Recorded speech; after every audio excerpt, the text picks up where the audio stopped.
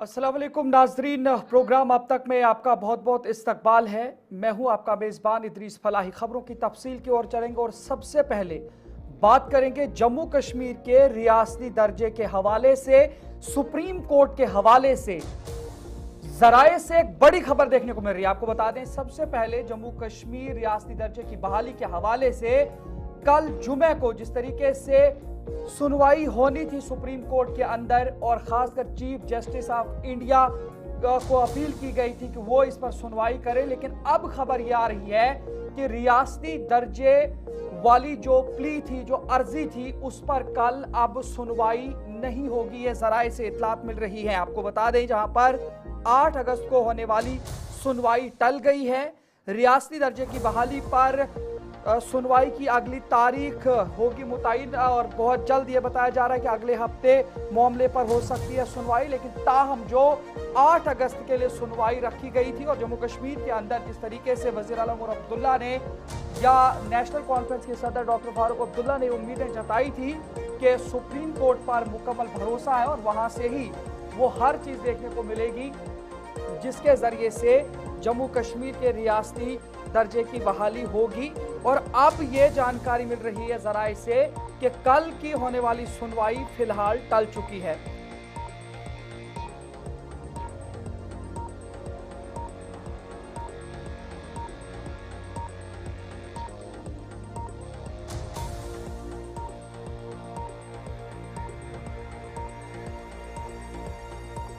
तो नाजरीन, हमारे साथ इस पर अब कुछ ही देर के बाद एडवोकेट इरफान हफीज लोन साहब जुड़ेंगे नई दिल्ली से। उनसे ही जानकारी लेंगे, उनसे पूछेंगे कि क्या कुछ वजूहात रही कि सुप्रीम कोर्ट में जो अर्जी दी गई थी उस अर्जी पर समाअत नहीं होगी, और अगली तारीख क्या रहने वाली है जिसमें जम्मू कश्मीर के रियासती दर्जे के बहाली के हवाले से सुनवाई मुतवक्का है।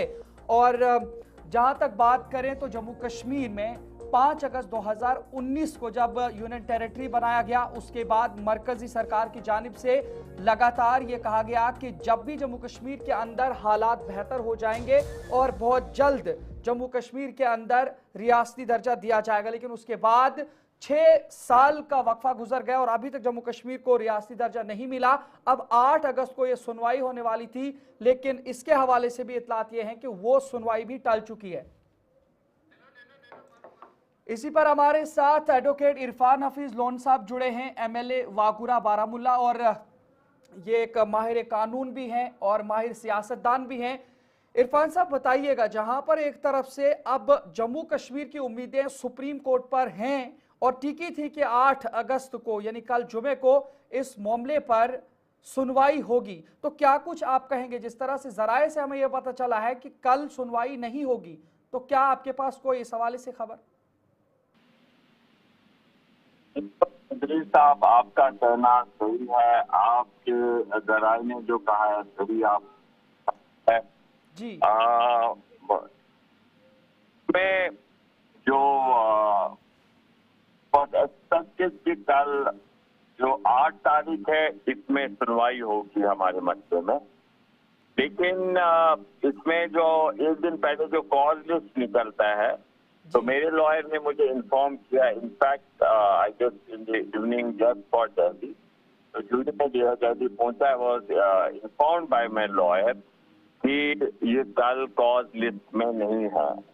एक दिन पहले कॉज लिस्ट सामने आ जाता है, तो उस कॉज लिस्ट में हमारा बदकिस्मती बदकिस्मत कश्मीर लोग जो उनका जो अभी सारी स्टेट तक जो एक मसला था इसमें सुनवाई होनी थी, तो ये भी नहीं है कल लिस्टेड।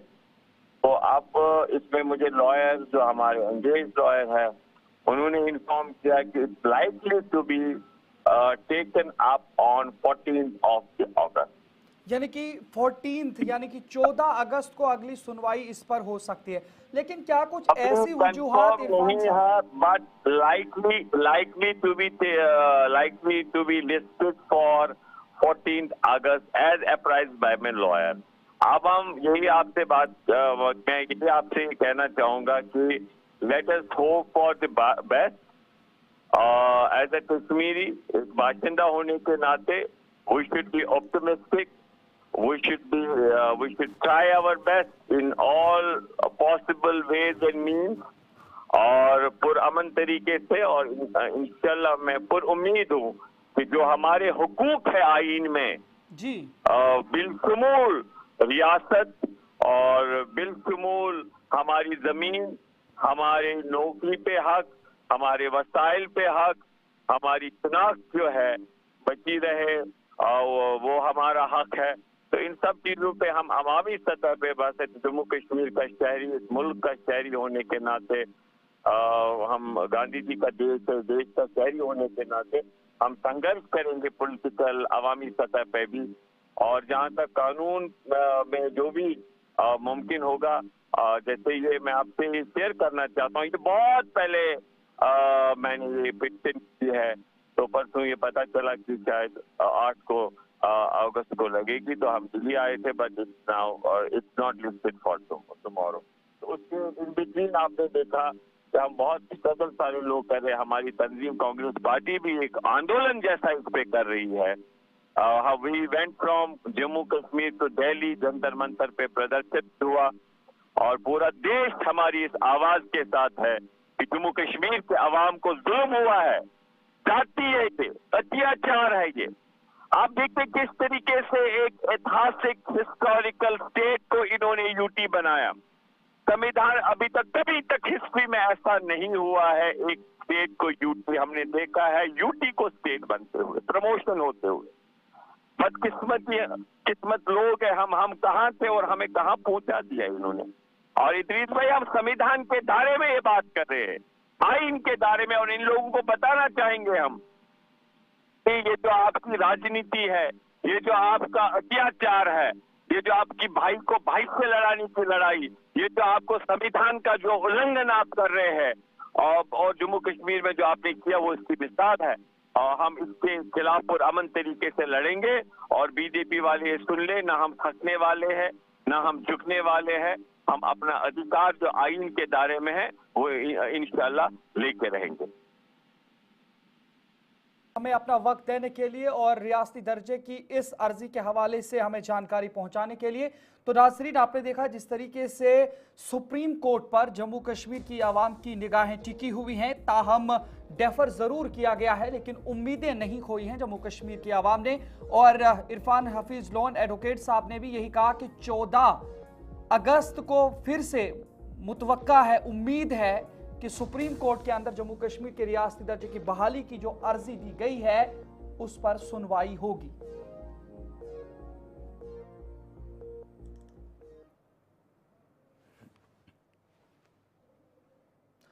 नाज़रीन, अब बात करेंगे जम्मू कश्मीर के हवाले से भी, क्योंकि जम्मू कश्मीर के हवाले से भी एक खुशखबरी है। जम्मू कश्मीर में श्रीनगर जम्मू वंदे भारत ट्रेन अगले माह से शुरू होने वाली है। वज़ीर आज़म मोदी नए वंदे भारत ट्रेन का इफ्तिताह करेंगे। 10 अगस्त को वंदे भारत ट्रेन का इफ्तिताह होगा। जिस तरीके से जम्मू से कटरा और कटरा से कश्मीर तक जिस तरीके से ट्रेन जाती रही है, लेकिन अब बात करें तो वजारत के बाखबर जराए की जानिब से इतलात मौसूल हुई है कि जो वंदे भारत ट्रेन है वो जम्मू से कश्मीर बराह रास्त अब सफर कर सकते हैं लोग, यानी डायरेक्ट अब जम्मू से कश्मीर वंदे भारत जाने वाली है। रेलवे की मरकजी वजारत के बाखबर जराए से ये पता चला है कि बराह रास्त श्रीनगर जम्मू वंदे भारत ट्रेन सर्विस अगले माह शुरू हो सकती है। ये दोनों खित्तों कश्मीर और जम्मू के बाशिंदों के लिए एक बड़ा एजाज होगा। फिलहाल वंदे भारत सिर्फ श्रीनगर और कटरा और मजीद कटरा जम्मू दिल्ली के दरमियान चलती रही है। 10 अगस्त को वज़ीर आज़म नरेंद्र मोदी कटरा जम्मू पठानकोट जालंधर अमृतसर रोड पर या रूट पर वंदे भारत ट्रेन सर्विस का इफ्तिताह करने वाले हैं। और जम्मू कश्मीर के हवाले से इसमें अच्छी खबर यह है कि जम्मू से कश्मीर तक अब डायरेक्ट ट्रेन जाएगी, बीच में किसी भी जगह ट्रेन बदलने की जरूरत नहीं पड़ेगी।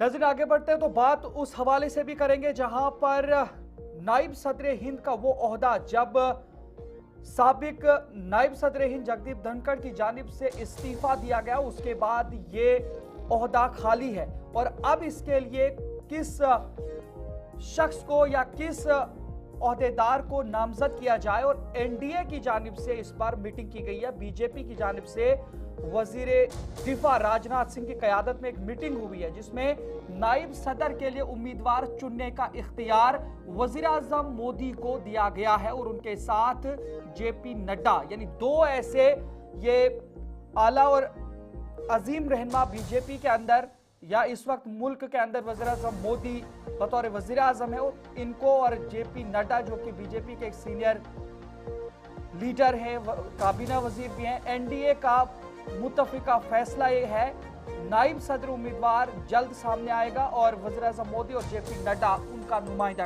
उनकी नामजदगी करेंगे। नायब सदर का इलेक्शन 9 सितंबर को होने जा रहा है और वजीर दिफा राजनाथ सिंह की सरबराही में एनडीए का ये इजलास आज मुनाकिद हुआ जहां पर ये तय पाया है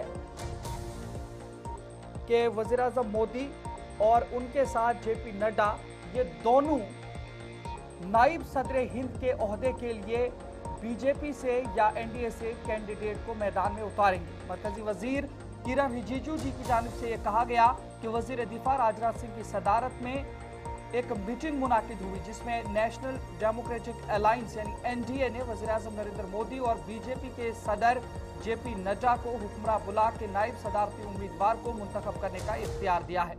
पार्लिमानी उमूर के वजीर ने कहा कि ये एक मुत्तफिका फैसला हुआ है।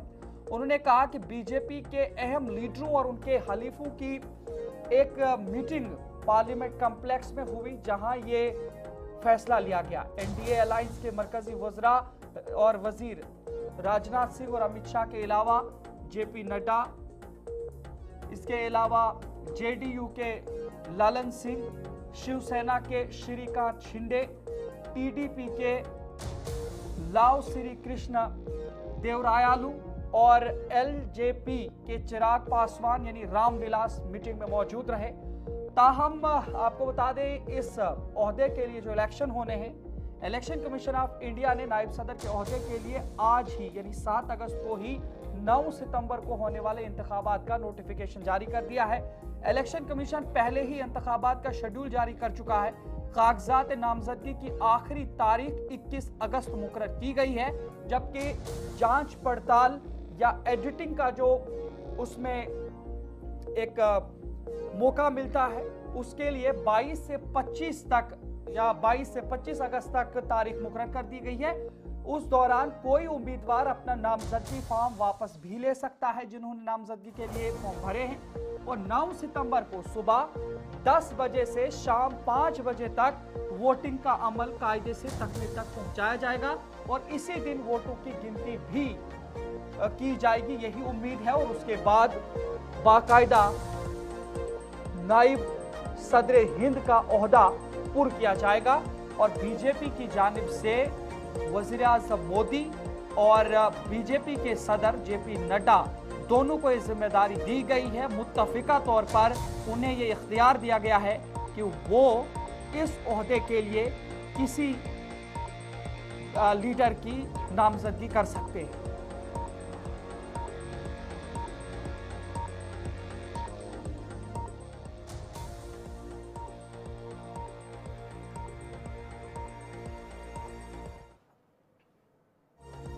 नाज़रीन, बात करते हैं जम्मू कश्मीर के नायब वजीर आला सुरिंदर चौधरी के हवाले से, क्योंकि आज वो बाल बाल बच गए हैं और उन्होंने खुद कहा कि अवाम की दुआओं ने उन्हें बचाया है। कहां पे इस तरीके से वाकया पेश आया आपको बताते हैं। नायब वजीर आला की गाड़ी को आज हादसा, आप यूं माने कि हादसा पेश आया, बाल बाल बचे हैं सुरिंदर चौधरी। अवाम की दुआओं ने बचाई मेरी जान, ये डिप्टी सीएम सुरिंदर चौधरी की जानिब से उसके बाद बताया गया। पुंछ दौरे के दौरान यह हादसा उन्हें पेश आया है।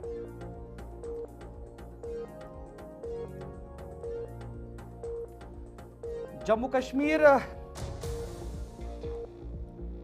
कश्मीर के नायब वजीर आला सुरिंदर चौधरी ने जिला पुंछ की तहसील मंडी का दौरा किया, जहां उन्होंने श्री बुड्ढा अमरनाथ चट्टानी जी के मुकद्दस दर्शन किए। इस मौका पर उन्होंने स्वामी विश्व आत्मानंद सरस्वती महाराज जी से मुलाकात की और मुख्तलिफ अहम मामलात पर तफसीली तबादले ख्याल किया। इस मौका पर उनके हमरा रुकन असेंबली हवेली एजाज अहमद जान, पार्टी के दीगर कारकुनान वर्करान मौजूद रहे। और खास करके जब वो पुंछ की जानिब या मंडी की जानिब जा रहे थे तो उसी दौरान रास्ते में जिस गाड़ी में वो बैठे थे, बताया जा रहा है कि गाड़ी की ब्रेक फेल हो गई और डिप्टी सीएम सुरेंद्र चौधरी की जान बाल बाल बची है। और खुसूसी दुआओं के हवाले से भी एहतमाम किया गया है। काफी सारे लोगों ने दुआएं भी की हैं, नेक ख्वाहिशात भी जाहिर की हैं, लेकिन वहीं पर उन्होंने खुद ये कहा कि जम्मू कश्मीर की जो अवाम है उनकी दुआओं की बदौलत आज उनकी जान बची है। आपको सुनाते हैं नायब वजीर आला ने पुंछ मंडी में जाकर के इस हादसे के बाद क्या कुछ कहा। बड़ी भी है और इसको कहने में मैं इतना जिक्र नहीं करना चाहता, लेकिन बदकिस्मती है कि जो आज सुबह जब मैं निकला श्रीनगर से यहाँ आने के लिए बाबा बूढ़ा अमरनाथ जी के दर्शन करने के लिए, और मैं यहाँ यात्रा में भी शामिल होना चाहता था क्योंकि एजाज जान साहब जो ऑनरेबल एमएलए हैं पुंछ के हमारे, इन्होंने रात को भी कहा कि आपने आना है। और उमर साहब और डॉक्टर फारूक अब्दुल्ला साहब भी चाहते थे कि मैं वहाँ जाऊँ, लेकिन रास्ते में जो गाड़ी थी हमारी, क्योंकि जो गाड़ियाँ हमें मिनिस्टर्स को दी गई हैं सिक्योरिटी की, बहुत पुरानी गाड़ियाँ हैं और या तो हमें अपनी गाड़ियों में चलने दें, और ऐसे नहीं है कि हम इनसे कोई भीख मांग रहे हैं कि हमारे पास गाड़ियाँ नहीं और हम बिना गाड़ियाँ के चल नहीं सकते। लेकिन जब हम अपनी गाड़ियों में बैठते हैं तो ये पुलिस वाले सिक्योरिटी वाले फट नोटिस निकाल देते हैं। और जो गाड़ी मुझे दी गई, ये पहला हादसा नहीं, आज सिर्फ इतना है कि क्योंकि पीर की गली में आपके कोई कुछ पत्रकार, कोई जर्नलिस्ट मेरे साथ वहाँ पे खड़े थे और उन्होंने देख लिया, उन्होंने न्यूज़ चला ली। अदरवाइज़ ये तीसरी बार मेरे साथ हुआ है। एक बार मैं जम्मू से आ रहा था और काली तार में जो कंडी टनल बन रही है उस ढलाई में मेरी गाड़ी की ब्रेक फेल हो गई थी, बीपी बुलेट प्रूफ गाड़ी की, उसमें भी मैं बाल बाल बचा था। फिर अभी पहली तारीख को मैं जब बाबा अमरनाथ जी की दर्शन करने के लिए जा रहा था तो सोनामर्ग के पास मेरी गाड़ी जो थी, यही बीपी गाड़ी जो बुलेट प्रूफ गाड़ी है, उस दिन भी इसमें धुआं आ गया, पूरा ऐसा लगा जैसे आग लग गई है। उस दिन भी बचाव हो गया था। उस दिन भी शायद मैं बाबा अमरनाथ के दर्शन के लिए जा रहा था और आज फिर जब मैं पीर की गली से नीचे ढलाई उतर रहा था और पसाना के पास मेरी जब ढलाई में मेरी गाड़ी की अचानक पूरा धुआं हो गया, पूरा जैसे आग लग गई और गाड़ी की ब्रेक लगनी बंद हो गई और बड़ी मुश्किल से मेरे ड्राइवर ने वो गाड़ी रोक ली। शुक्र है कि मोड़ था, गाड़ी थोड़ी धीरे थी और गाड़ी रुक गई, वरना बहुत बड़ा हादसा हो सकता था। और मैंने कई बार डीजीपी जम्मू कश्मीर को उनको चिट्ठी भी लिखी, मेरी खुद फ़ोन से भी बात हुई और एलजी साहब को भी हमने चिट्ठी लिखी, आईजी सिक्योरिटी को भी चिट्ठी लिखी।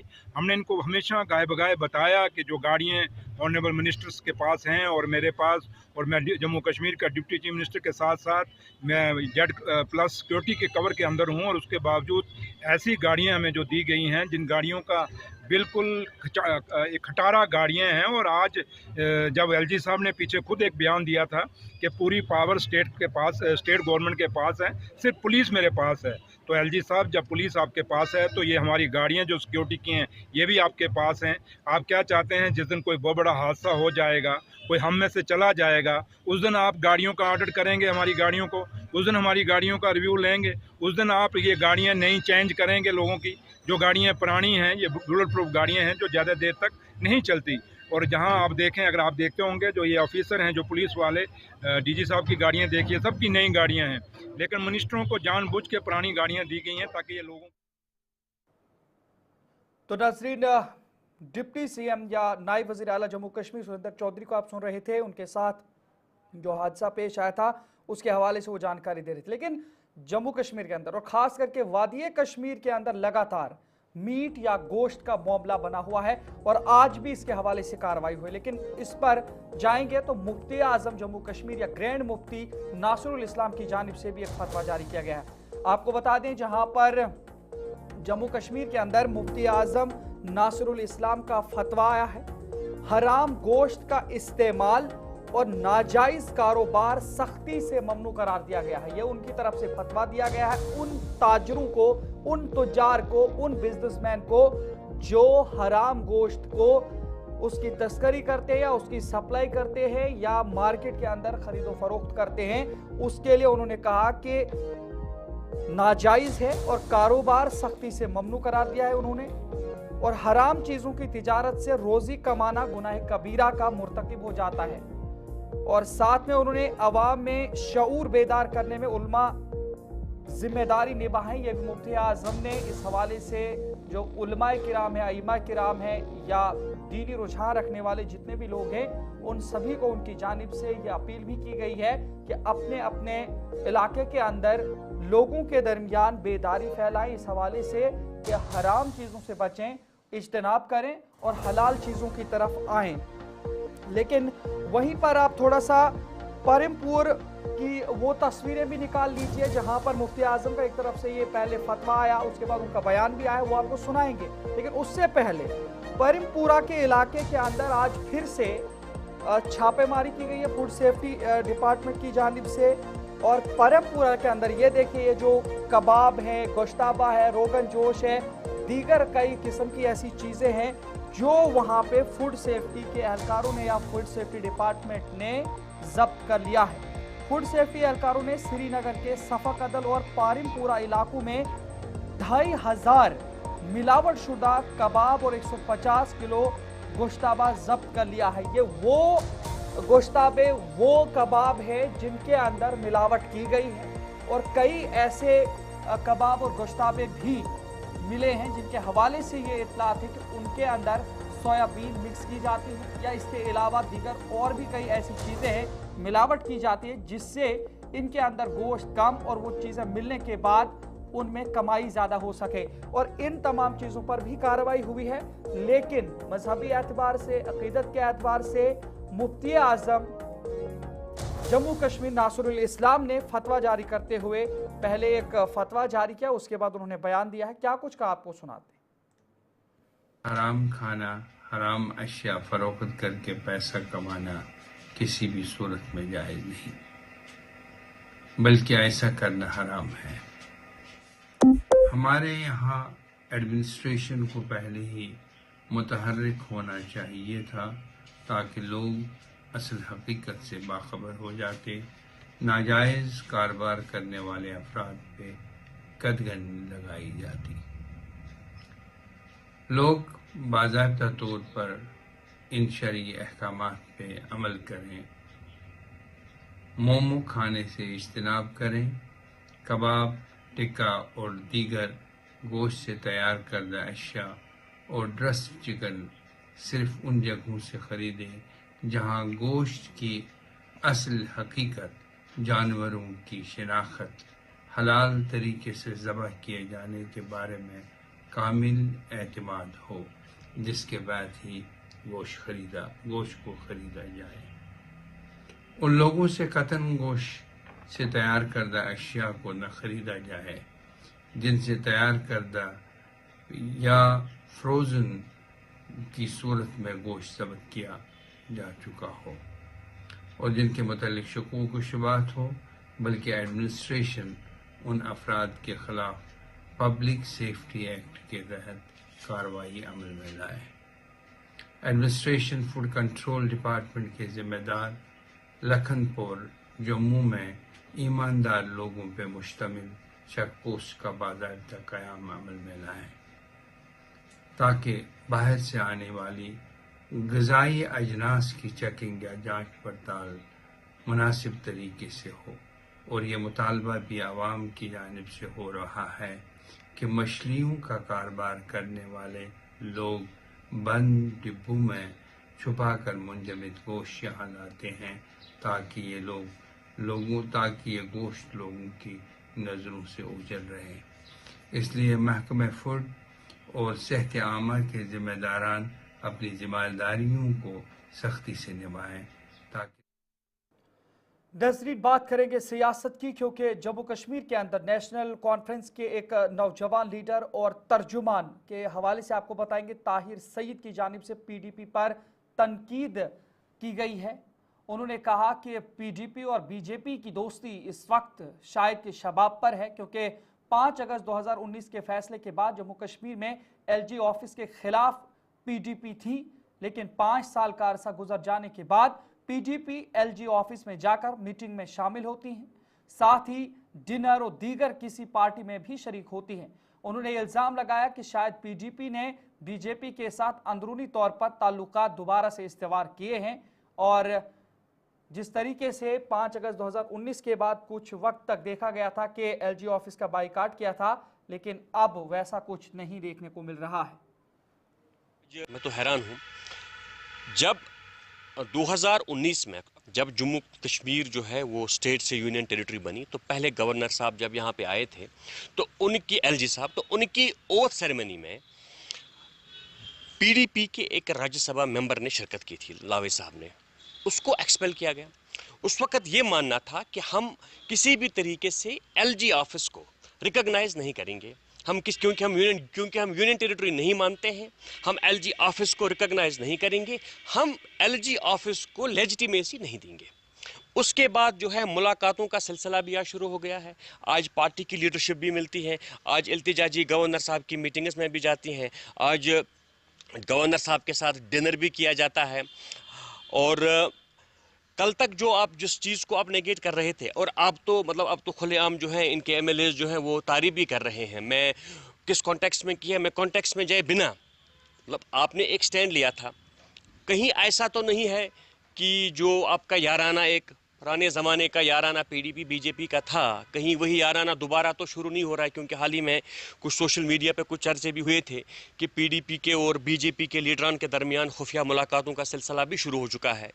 तो कहीं ये एक बार फिर नॉर्थ पोल और साउथ पोल का मिलन तो नहीं हो रहा है, मुझे ऐसा ही लगता है, क्योंकि जिस तरीके से अब चीज़ें चल रही हैं, कल तक आप जिस चीज़ को मानते नहीं थे, आज आप सिर्फ उसी चीज़ को मानते हैं, किसी और चीज़ को आप नहीं मानते। इसलिए मुझे लगता है कि शायद ये एक और उसी डायरेक्शन में जा रहा है, नॉर्थ पोल और साउथ पोल का मिलन शायद एक बार फिर इनका अपना एक वो सिलसिला शुरू हो चुका है। मैं तो हैरान हूँ, जब 2019 में जब जम्मू कश्मीर जो है वो स्टेट से यूनियन टेरिटरी बनी तो पहले गवर्नर साहब जब यहाँ पे आए थे तो उनकी एलजी साहब तो उनकी ओथ सेरेमनी में पीडीपी के एक राज्यसभा मेंबर ने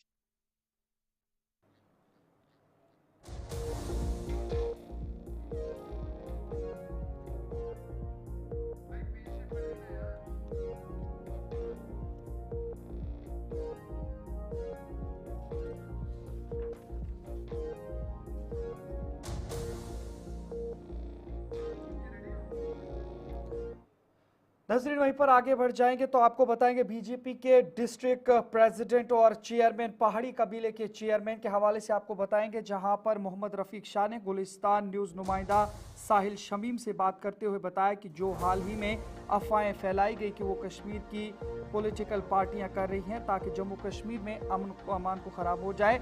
उधर उन्होंने कहा कि अगर जम्मू को स्टेट हुड दिया गया तो पहाड़ी कबीले को अलग रियासत देनी होगी, क्योंकि पहाड़ियों ने बेहतर रियासत 75 लाख और तलवारों से खरीदी है, इसलिए ऐसा नहीं होना चाहिए। स्टेट हुड पूरे जम्मू कश्मीर को मिलना चाहिए ताकि यहाँ हालात ठीक रहें। क्या कुछ कहा है आपको?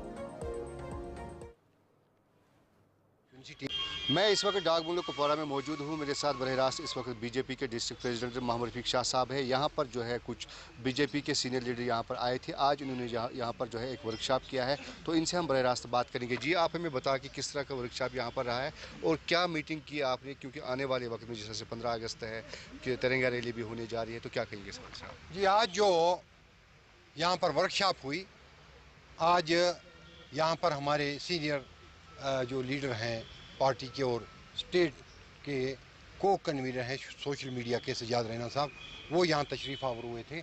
आज यहाँ जो हमारी डिस्ट्रिक्ट टीम है या यहाँ पर जो हमारी कॉन्स्टिट्यूंसी टीम्स हैं उनको जो है तरबियत दी गई, क्योंकि भारतीय जनता पार्टी ये तरबियती प्रोग्राम चलाती है और भारतीय जनता पार्टी एक इंस्टीट्यूशन है, ये अपने लोगों को ट्रेनिंग देती है, अपने कार्यकर्ताओं को ट्रेनिंग देती है कि आपने आगे किस तरह जो है चलना है। और जो ये चल रहा है हमारा अगस्त का महीना, आज के महीने में हमारा मुल्क जो है अंग्रेज़ों के नाजायज़ कब्ज़े से आज़ाद हुआ है और आज के महीने में वो बदनसीब दिन था 14 अगस्त जब हमारा मुल्क तकसीम हुआ है। तो आज तिरंगा रैली भी हमें मनानी है और 14 अगस्त को ब्लैक डे भी मनाना है, क्योंकि तकसीम के ख़िलाफ़ हैं हम, और उस बारे में जो है हमें तरबीत दी गई कि आप तिरंगा रैली कहाँ मनाओगे, किस तरह मनाओगे। इसी तरीके से NCPUL की जानिब से SKICC श्रीनगर में एक वर्कशॉप का इनेकाद किया गया, जिसमें नौजवान नस्ल की किताबत को मंजर आम पर लाने और उन्हें सही रहनुमाई करने का इरादा किया गया। प्रोग्राम में वक्फ बोर्ड की चेयरपर्सन डॉक्टर दरख्शा इंद्राबी ने बतौर मेहमान खुसूसी प्रोग्राम में शिरकत की और नौजवानों का बेहतरीन खत किताबत में महारत हासिल करने पर जोर दिया। आज जो यहाँ पे NCPUL का प्रोग्राम रहा, ये राइटर्स के हवाले से था, क्योंकि यहाँ पे हमें देखना है सेकंड जनरेशन के जो हमारे राइटर्स हैं वो कैसे आगे बढ़ेंगे। जो हमारे फर्स्ट लाइन के राइटर्स हैं उनको किस कदर देखना है कि हमारी अगली जनरेशन जिन कोई कोताही ना आए, क्योंकि आज जो हमारा ज़माना था और आज का ज़माना है बहुत अंतर है। तब AI का ज़माना नहीं था, आज AI का ज़माना है। और उर्दू को फ़रोग देने का, क्योंकि ये हमारी ऑफिशियल लैंग्वेज भी है और हम इसको एक मादरी ज़ुबान की तरह भी देखते हैं, क्योंकि हम बच्चों को पहले से ही उर्दू सिखाते हैं। तो इसलिए हमें इस ज़ुबान को बहुत ही हम पे लाजिम है कि इसको बचाना है, आगे बढ़ाना है, और जो हमारा दर्स इसमें होता है, तदरीस होता है, उसको भी आगे बढ़ाना है, ताकि हमारे जो जनरेशन्स इसको प्रिजर्व कर पाएँ और निसाब में शामिल कर पाएँ। जल जीवन मिशन की हाउस कमेटी ने आज जल जीवन मिशन के सरबराह जस्टिस हसनैन मसूदी की क़यादत में ज़िला अनंतनाग का दौरा किया, ताकि इलाके में जायज़ा लिया जा सके कि जल जीवन मिशन के तहत क्या क्या बनाया गया है। जिस तरह जल जीवन मिशन पर करप्शन के कई इल्ज़ामात लगाए गए थे और अब इसमें ही शफाफियत की गर्ज से ये कमेटी तश्कील दी गई है, जिसका आज अनंतनाग के अंदर दौरा था, ताकि ज़मीनी सतह पर देखा जाए क्या वाकई करप्शन हुआ है या ज़मीनी सतह पर जल जीवन मिशन के तहत काम भी हुआ है। ज़िला अनंतनाग के इस दौरे पर उन्होंने स्कीमों के निफाज की सूरत हाल का जायजा लिया। इस दौरान उनके हमरा MLA अल्ताफ कुलू, अली मोहम्मद डार, जावेद बेदार और रफीक अहमद नायकू भी शामिल थे।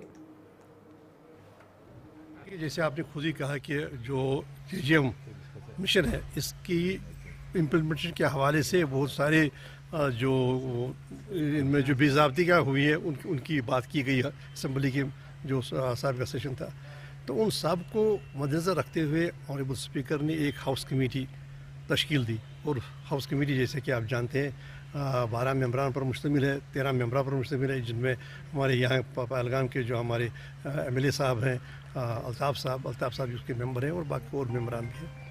तो पहले जो 2-3 नशस्तें हुई उसमें हमने रिकॉर्ड वगैरह मंगवाया कि ये कोई 7,000 करोड़ रुपए इस पर खर्च हुए हैं और 6,000 करोड़ रुपए तवक्को है कि वो भी पाइपलाइन में है, वो फंड्स भी रिलीज़ हो जाएंगे।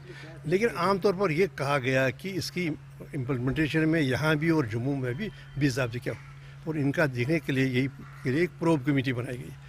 ये 2 नशस्तों के बाद हमने ये मुनासिब समझा कि हम फील्ड विजिट करें, देखें कि मौके पर क्या है, क्या सहूलियात है, क्या बनाया गया JGM के नाम पर, क्या वो जो मुताबिकत रखती हैं जो इसके रहनुमा खतूत हैं, रहनुमा उसूल थे, JGM के जो क्राइटेरिया था उसके। तो ये उसी सिलसिले में आज ये दौरा था यहाँ का। ये स्कीम लिफ्ट नहीं है। डायरेक्टर एग्रीकल्चर कश्मीर सरताज अहमद ने खानपुरा बडगाम का आज दौरा किया। उनके हमरा चीफ एग्रीकल्चर ऑफिसर के अलावा दीगर अफसरान भी मौजूद थे। इस मौका पर डायरेक्टर एग्रीकल्चर ने खानपुरा का भी दौरा किया और इस दौरान तेल मुकम्मल यानी कि तेल मिल, ऑयल मिल एग्रीकल्चर स्कीम के तहत मिल मालिकान को सब्सिडी फराहम की गई। साथ ही डायरेक्टर एग्रीकल्चर ने कहा कि महकमे के पास बहुत सी स्कीम मौजूद हैं जिससे रोजगार के वसाइल पैदा किए जा सकते हैं, साथ ही दूसरों को भी रोजगार मुयस्सर करने की सलाहियत को उभारा जा सकता है।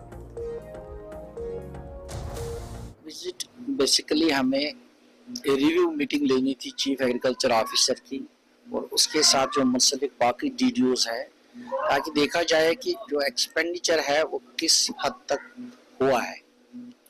इसके साथ साथ ही हम फील्ड में भी गए, तो एक जगह पे पॉली हाउसेस का दौरा किया जो हाईटेक ग्रीन हाउसेस हैं, और इसके साथ ही एक HADP के दौरा लगाई गई है यहाँ पे ऑयल मिल, उसका भी दौरा किया। तो इसका जो काम देखा, बहुत अच्छी तरह से ये काम कर रहा है। He is not only providing service to the local farmers who are producing oil seed, but also he is procuring oil seed from neighboring states and extracting oil from it, then selling it in the market. तो इससे इसका ना सिर्फ अपना रोजगार बढ़ा है बल्कि और लोग भी इससे वाबस्ता हो गए हैं।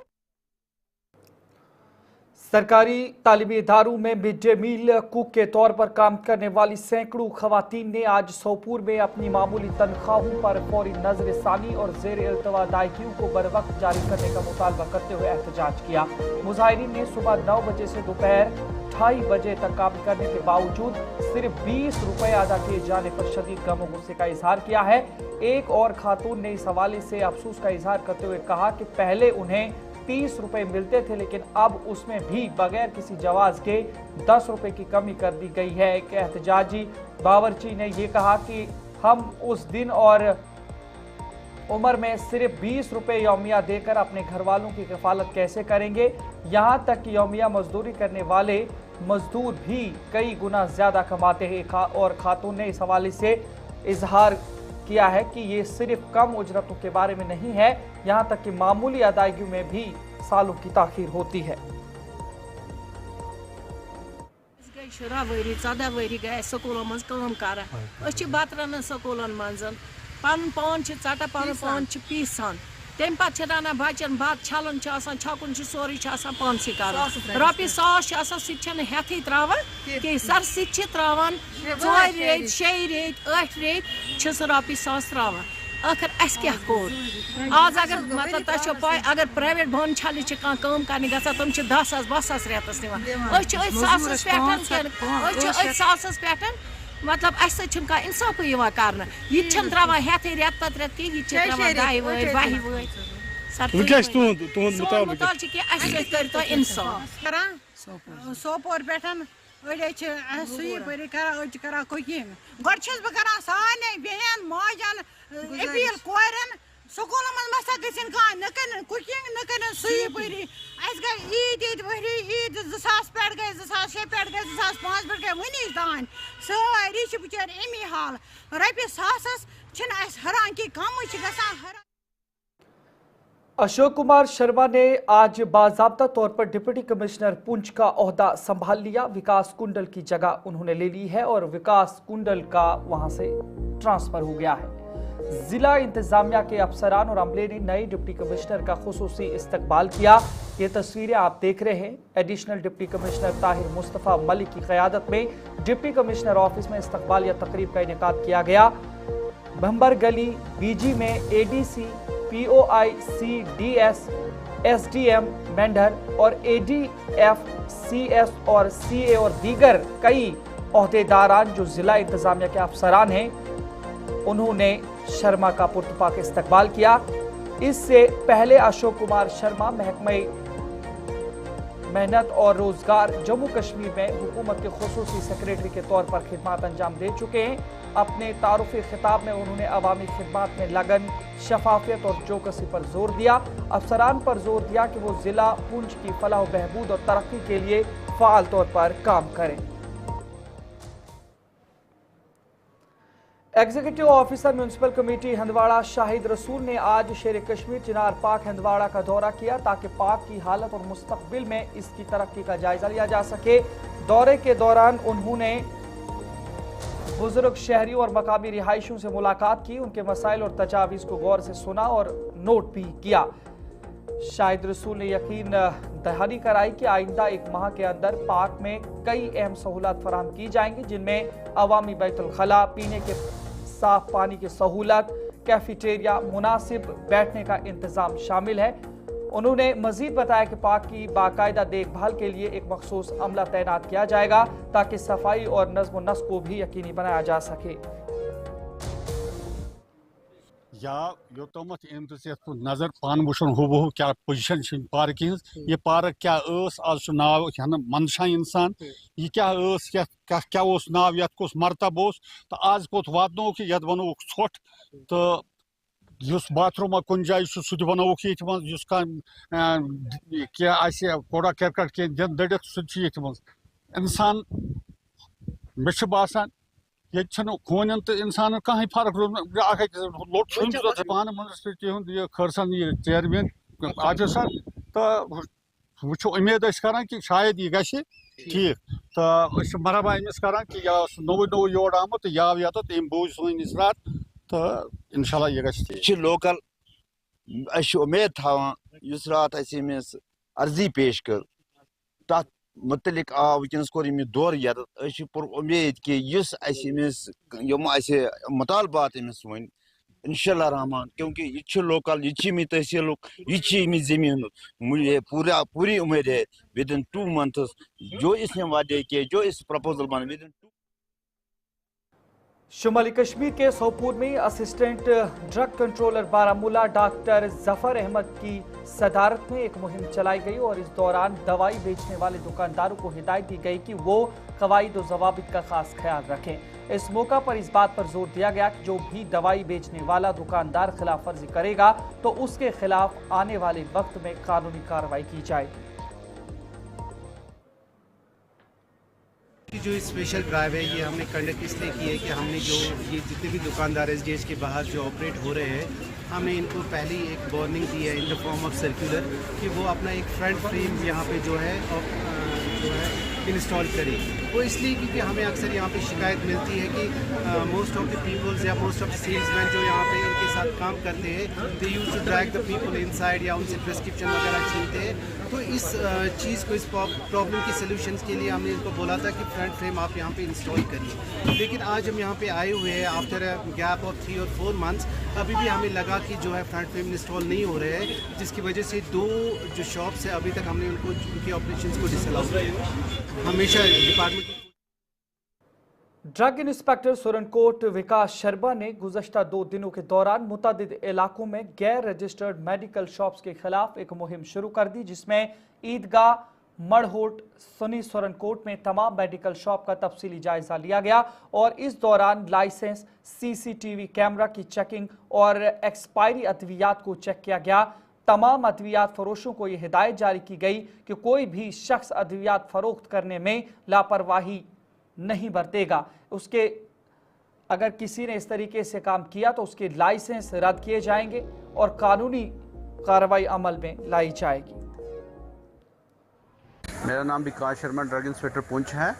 कल से हमने एक ड्राइव चलाई है जो इसमें तहसील सुरनकोट और कल हमने along with the district health officer, sanitary inspector और नैब तहसीलदार जो थे ईदगाह मरोड़ के, हमने कल वहाँ पे सारी दुकानें चेक की और 3-4 वहाँ चलान भी हुए जहाँ पे इंसेंट्री कंडीशन थी।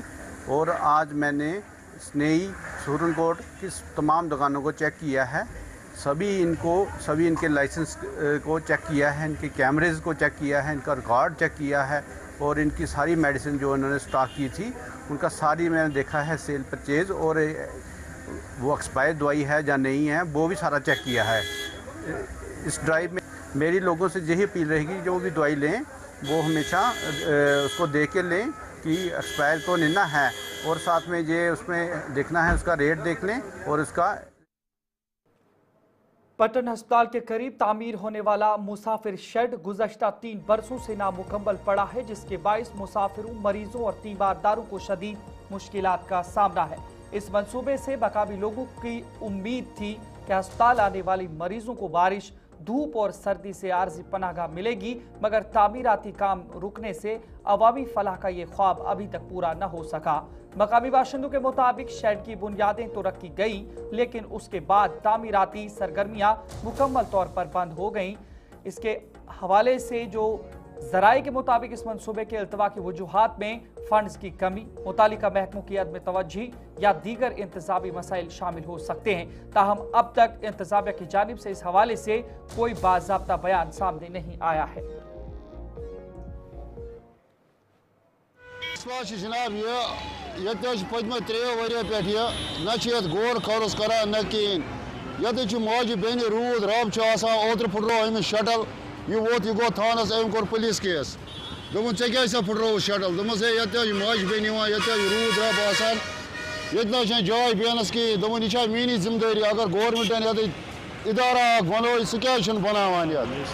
दोपो सह क्या बनावान ये पोस आम तुम क्या पोस त्रावान तुम क्या बनावान वो कर तो खुदा रा इंसाफ ये सन तो शर्ट ये बनत ये जन मोहनियो माज बेन खास कर प्रेगनेंट जन तुम रुद राब मज जबरदस्त मुश्किल तुम वो शटलन तल अचान बेवान शटलन तल ब्रायरन हंद पे वो पोस तुम आम जाय कर पोस अगर आम तुम क्या कर जाय अगर तुम ये लगन सवार प्रारा मुझे जबरदस्त मुश्किल ग रुद राय मुझे ग मुश्किल में जबरदस्त अगर ये बना यह बनाव कुछ हालत मज मगर ये थोक अडलुक त्रोक अति नस गए अमिक जाय ये लोग नुकुन अहन यह सही कत ये लोग नुकुन कत 3 वरी गया यह सही कत।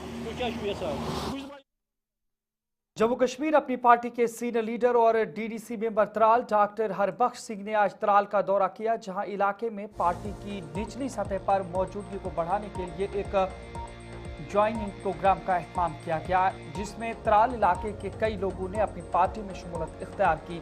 इस मौका पर डॉक्टर हरबख्श सिंह ने बताया कि आने वाले वक्त में वो अपनी पार्टी को त्राल में बुनियादी सतह पर मजबूत करेंगे और आने वाले दिनों में त्राल के मसाइल को लेकर एक बड़ा एहतजाज करेंगे।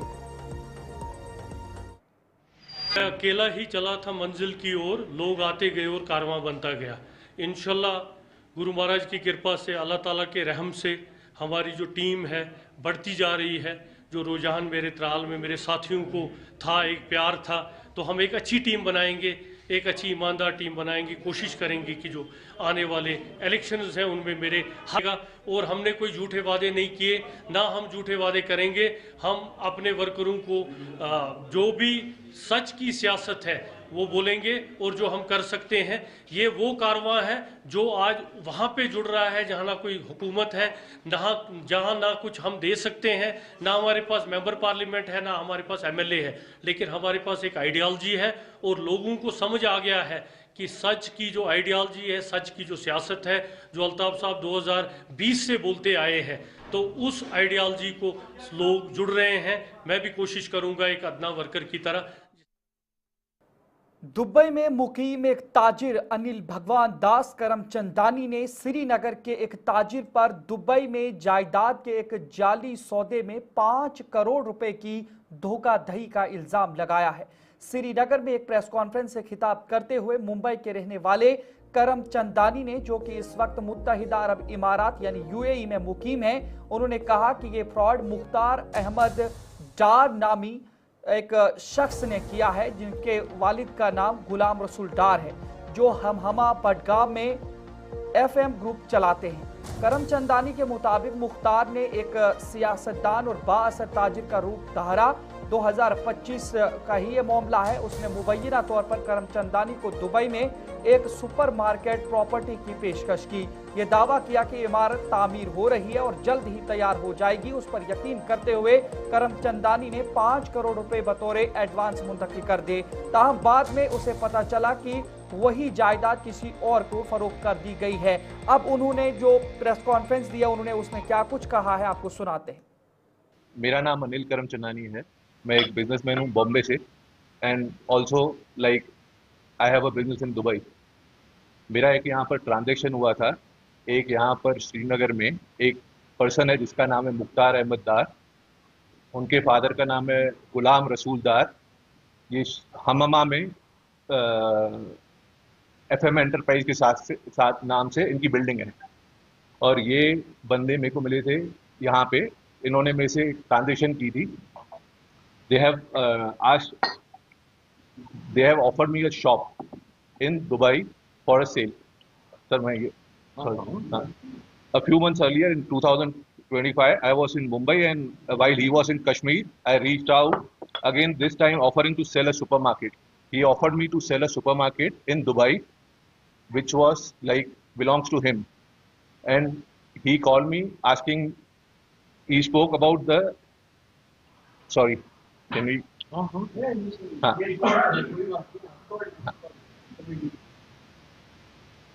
जो उसने मेरे को ऑफर किया था ना, उसने ऑफर किया था एक सुपरमार्केट सेल के लिए दुबई में फॉर सर्टन प्राइस। उसको यहाँ पर एक कंस्ट्रक्शन, उसकी बिल्डिंग कंस्ट्रक्शन हो रही है, उस कंस्ट्रक्शन के लिए उसको पैसे चाहिए थे, तो उसने मेरे को सुपरमार्केट वहाँ पर ऑफर की थी फॉर सेल। और उस कंस्ट्रक्शन में मेरा मकसद था कश्मीर में पैसे एंटर करने का एक्चुअली में. So I have asked him, ठीक है ओके मैं वो सुपरमार्केट बाय करता हूँ. So we fix the price and then I paid him 2 million dirham worth of money, which was 5 crores, equivalent to 5 crores to him. And then what happened, no, जो दुकान थी ना वो developer से उसने transfer करने वाला था. मैंने ये पैसे दिए उसको ईद के एक दिन पहले, on Eid week 28th March. So he said he will transfer after the Eid the money to me, after transfer the shop to me after Eid. And there was a NOC required from the developer. Basically there was a NOC pending from the developer to transfer the shop. So we were waiting for the NOC from the developer so that the shop transferred to me, my name. It was taking some time for doing the transfer. दुकान transfer करने का जो time लग रहा था, तो उस बीच में हम लोग के जो भी उसने क्या किया, मेरे को एक सिक्योरिटी चेक दे दिया कि आप सिक्योरिटी चेक रख लीजिए आपकी सेफ्टी के लिए. जो मैंने 2 million आपसे लिए हैं उसके अगेंस्ट में आप ये सिक्योरिटी चेक रख लीजिए कि आपको ऐसे नहीं लगे कि मैं कुछ गड़बड़ कर रहा हूँ. तो उसके बाद में क्या हुआ कि जैसे थोड़े दिन गुजर गए, डेवलपर थोड़ा ट्रेवल कर रहा था, कोई ना कोई एक्सक्यूज मेरे को देते जा रहा था वहाँ पर दुबई में कि मैं ये डेवलपर ट्रेवल कर रहा है, थोड़ा टाइम लग रहा है. फ्रॉम 28 मार्च से 29 अप्रैल इन बिटवीन 1 महीने का उसने टाइम लेते गया मेरे से कि डेवलपर ट्रेवल कर रहा है, ये हो रहा है, वो हो रहा है. और 29 मार्च को what he did, he sold the shop to somebody else. 29 मार्च को उसने ट्रांजेक्शन की है, सारे डॉक्यूमेंट मेरे पास इधर है. उसने 29 अप्रैल को उसने जो दुकान है ना दूसरे को बेच के और वो भाग गया, वहां से सीधा आ गया Srinagar. On same day transfer उसने एक जो पैसे है ना, जो उसको पैसे मिले वहां पर, उसको 10 million dirham वहां पर मिले उसको. उसने वो 10 million dirham के जो मैनेजर चेक है ना वो दूसरे अकाउंट में डिपॉजिट कर लिए. जिस अकाउंट का मेरे को चेक दिया था ना उसमें नहीं डिपॉजिट किए, दूसरे अकाउंट में डिपॉजिट कर लिए. HSBC में उसने मैनेजर चेक डिपॉजिट किए. मेरे को जो चेक दिया ना उसने ADCB बैंक का दिया था, जो 2 million का चेक है. तो नाजरीन, प्रोग्राम अब तक में फिलहाल इतना ही. आप यूं ही देखते रहिए गुलिस्तान न्यूज. अपने मेजबान इदरीस फलाही को इजाजत दीजिए. अल्लाह निगहबान.